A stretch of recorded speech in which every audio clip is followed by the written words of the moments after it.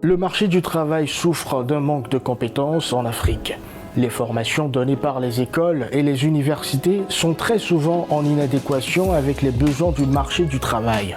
Conséquence, 39,1% de taux de chômage enregistré en 2020 selon l'Organisation internationale du travail. Pour les spécialistes de la question, il est temps de revoir le système de formation. L'articulation du système éducatif aujourd'hui est faite que les jeunes Africains ne sont pas formés au métier d'aujourd'hui, encore moins au métier de demain, et donc manque de professionnalisation. Donc ça veut dire que pour régler la question du recrutement et des ressources humaines, vous devez réorienter complètement votre système éducatif.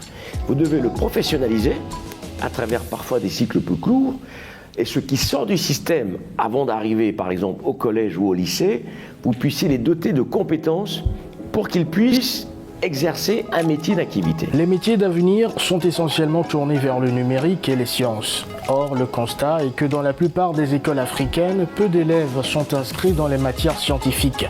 Aujourd'hui, dans la plupart des pays, notamment francophones, vous avez une minorité qui étudie les sciences. Dans certains pays, vous avez même à peine 5% de bacheliers qui font des filières scientifiques. Et donc, quand vous allez également...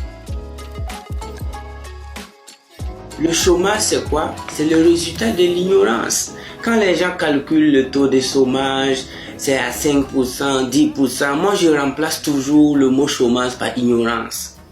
Quand on dit que le taux de chômage est moins élevé aux États-Unis, moins élevé en France, ça veut tout simplement dire que le taux d'ignorance est moins élevé. Mais quand on dit que le taux de chômage est élevé dans ces pays, c'est l'ignorance qui crée le chômage.